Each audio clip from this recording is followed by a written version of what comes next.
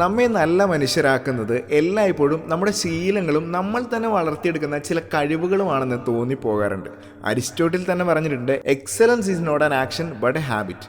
പലപ്പോഴും തകർന്നു കിടക്കുന്ന, തോറ്റുകൊണ്ടേയിരിക്കുന്ന, ഒരിക്കലും ജയിക്കാനാവില്ല എന്ന് പലരും കുറ്റപ്പെടുത്തിയ ആളുകളുടെ ജീവിതത്തിൽ അവർ തന്നെ വളർത്തിയെടുത്ത ചില ശീലങ്ങളും കഴിവുകളും കാരണം അത്ഭുതങ്ങൾ സംഭവിക്കുന്നത് നേരിൽ കണ്ടവരാണ് നാം എല്ലാവരും തന്നെ.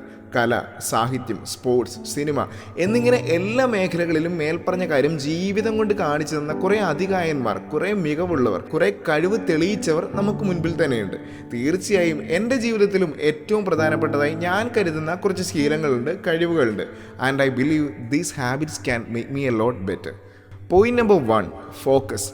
21-ാം നൂറ്റാണ്ടിലെ ഏറ്റവും വിലമതിപ്പുള്ള കഴിവുകളുടെ പട്ടികയിൽ 1-ാം സ്ഥാനത്താണ് ഫോക്കസ് എന്ന സ്കിൽ. നല്ല രീതിയിൽ കോംപ്ലിക്കേറ്റഡ് ആയ ഒരുപാട് ഡിസ്ട്രാക്ഷൻസും ഇൻറ്ററപ്ഷൻസും ഉള്ള നമ്മുടെ തിരക്കേറിയ ജീവിതത്തിൽ നമ്മുടെ വളർച്ചയ്ക്ക് വേണ്ടി ഫോക്കസ് ചെലുത്താൻ നമുക്കായാൽ അതിൽ പരം വലിയൊരു കഴിവ് നാം നേടാനില്ല എന്ന് തന്നെ പറയാം.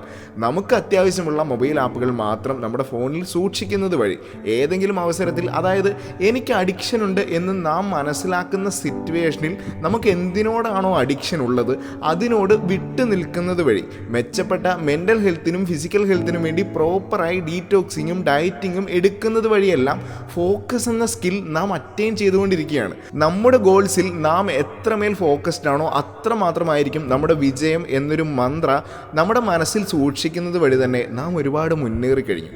And point number 2, listening. എപ്പോഴും തിരക്കുള്ളവരാണ് നാം എല്ലാവരും തന്നെ. ഈ തിരക്കേറിയ ജീവിതത്തിൽ ഒരാളെ കേൾക്കാൻ കിട്ടുക എന്നുള്ളതൊക്കെ വലിയ കാര്യമാണെന്ന് നാം കേട്ടിട്ടുണ്ടാവും. സത്യത്തിൽ അതൊരു ശരിയായ കാര്യം തന്നെയാണ്. മറ്റുള്ളവരെ കേൾക്കാനും അവർ പറയുന്ന കാര്യങ്ങളെ എംപതിയോടുകൂടി മനസ്സിലാക്കാനും സാധിക്കുന്നിടത്ത് നമ്മുടെ റിലേഷൻഷിപ്പ് കൂടുതൽ മെച്ചപ്പെടുകയും മറ്റുള്ളവർക്കും നമുക്ക് തന്നെയും നാം നല്ല മനുഷ്യരാവുകയും ചെയ്യുകയാണ്. നല്ല റിലേഷൻസ് നമ്മുടെ ഗ്രോത്തിന് ഒരുപാട് ഉപകാരപ്പെടുമെന്ന കാര്യത്തിൽ സംശയമേ വേണ്ട. ഇനി ഈ പറഞ്ഞ സ്കിൽ എങ്ങനെ ഇമ്പ്രൂവ് ചെയ്യാം? ഒന്നാമതായി, മറ്റൊരാൾ നിങ്ങളോട് സംസാരിക്കാൻ വരുമ്പോൾ ഫോൺ ഉപയോഗിക്കുന്ന ഒരു ശീലം നിങ്ങൾക്കുണ്ടെങ്കിൽ അതിനോട് നോ പറയുക. കാരണം ഫോൺ ഉപയോഗിക്കാതിരിക്കുന്നത് വഴി നമ്മൾ അയാളെ കേൾക്കാനിരിക്കുന്നു എന്നൊരു ബോധ്യം അയാൾക്ക് തന്നെ കിട്ടുകയാണ്.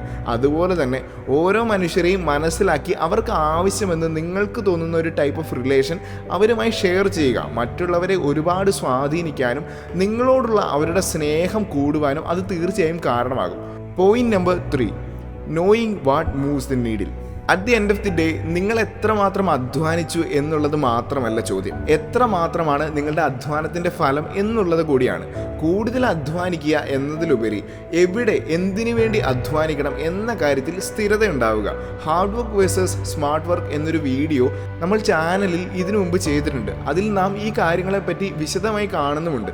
നമ്മുടെ ഗോളുകളും ഒബ്ജക്റ്റീവുകളും വിശദമായി എല്ലായ്പ്പോഴും എക്സാമിൻ ചെയ്യുന്നത് വഴിയും അതനുസരിച്ച് നമ്മുടെ പ്ലാനുകൾ സെറ്റ് ചെയ്യുന്നത് വഴിയും സിമ്പിളായി നമുക്കിത് സാധിക്കും. ഇതുകൂടാതെ നേരത്തെ പറഞ്ഞ വീഡിയോയിൽ ഒരുപാട് ടിപ്പുകൾ വേറെയും പറയുന്നുണ്ട്. So kindly please do visit the video. Point number 4, the ability to say no. ഈ ഒരു കഴിവ് അച്ചീവ് ചെയ്യുന്നതിനായി ഒന്നാമതായി ഒരു മൈൻഡ് സെറ്റ് നാം ക്രിയേറ്റ് ചെയ്യണം. അതായത് നിങ്ങളുടെ ടൈം ഏറ്റവും ആവശ്യം നിങ്ങൾക്ക് തന്നെയാണെന്ന ബോധ്യത്തിലേക്ക് വളരുക. അതുകൊണ്ട് തന്നെ എല്ലായിടത്തും എല്ലാവരോടും യെസ് എന്ന് പറയുക എന്നൊരു നിർബന്ധ ബുദ്ധി ഒരിക്കലും പാടില്ല. ബിക്കോസ് നിങ്ങളുടെ ഓരോ യെസ്സിനും നിങ്ങളുടെ സമയം ചെലവഴിക്കേണ്ടതായിട്ടുണ്ട്. ഇനി ഈ ശീലം എങ്ങനെ വളർത്തിയെടുക്കാമെന്ന് നോക്കാം. ഒന്നാമതായി, നിങ്ങൾ അവൈലബിൾ ആയിരിക്കുന്ന സമയങ്ങൾ, സന്ദർഭങ്ങൾ ഇവയെല്ലാം നിങ്ങൾ കൃത്യമായ ബൗണ്ടറിയോടുകൂടി കീപ്പ് ചെയ്യുക. കൂടാതെ നിങ്ങളുടെ ഗോളുകളോട്, നിങ്ങളുടെ പ്ലാനുകളോട് നിങ്ങളുടെ പ്രവൃത്തികൾ ഒത്തുപോകുന്നുണ്ട് എന്ന കാര്യത്തിൽ ഉറപ്പുവരുത്തുക. അവിടെ തന്നെ അനാവശ്യമായ കുറേ കാര്യങ്ങൾ നമുക്ക് ഒഴിവാക്കാനും കൂടുതൽ പ്രൊഡക്റ്റീവായി മാറാനും സാധിക്കും. Point number 5, ability to take and use feedbacks.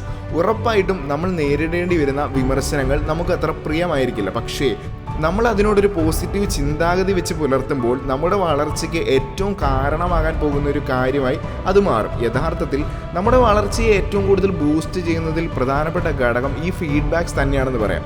So ഫീഡ്ബാക്കുകളെ പോസിറ്റീവായി കാണുക, സ്വീകരിക്കുക. ഇനി ഫീഡ്ബാക്കിനോടുള്ള ഈ പോസിറ്റീവ് മെൻറ്റാലിറ്റി എങ്ങനെ വളർത്തിയെടുക്കാം എന്ന് ചോദിച്ചാൽ, ഒന്നാമതായി നിങ്ങൾക്ക് ലഭിച്ച ഫീഡ്ബാക്കിൻ്റെ ഉദ്ദേശത്തെ വ്യക്തമായി മനസ്സിലാക്കുക. കാരണം അത് നിങ്ങളുടെ വളർച്ചയ്ക്ക് വേണ്ടിയുള്ളതായിരിക്കാനാണ് കൂടുതൽ സാധ്യത. രണ്ടാമതായി ഏതൊക്കെ ഫീഡ്ബാക്കുകളെ തിരഞ്ഞെടുക്കണം എന്ന കാര്യത്തിലും നമുക്ക് നല്ല ബോധ്യമുണ്ടായിരിക്കണം. ചില ആളുകളുടെ ഉപദേശങ്ങൾ നമുക്ക് ഒരു ഉപകാരവും ചെയ്യില്ല എന്ന ബോധ്യമുള്ളത് കൊണ്ട് തന്നെ നാം അത് കേൾക്കാറില്ല. ഈ ഒരു മനോഭാവം ഫീഡ്ബാക്കിനോടും വെച്ച് പുലർത്തുക. നാം ഉപദേശങ്ങൾ കേൾക്കാൻ ആഗ്രഹിക്കാത്തവരുടെ ഫീഡ്ബാക്കുകൾ നല്ല രീതിയിൽ അസസ് ചെയ്തതിന് മാത്രം സ്വീകരിക്കാൻ നോക്കിയാൽ മതി. നമ്മുടെ ജീവിതത്തെ ഒരുപാട് മുൻപോട്ട് കൊണ്ടുപോകാൻ, നമ്മളെ ഒരുപാട് ഉയരത്തിലെത്തിക്കാൻ നമ്മെ ഹെൽപ്പ് ചെയ്യുന്ന കുറച്ച് ശീലങ്ങളും കുറച്ച് കഴിവുകളുമാണ് നാം ഇന്ന് കണ്ടത്. നമുക്കറിയാം ഇതെല്ലാം നമുക്ക് സിമ്പിളായി വളർത്തിയെടുക്കാനാകുന്ന ശീലങ്ങളും കഴിവുകളും തന്നെയാണ്. So follow your dreams with making good habits and skills. Stay strong, stay inspired, inspiring freak.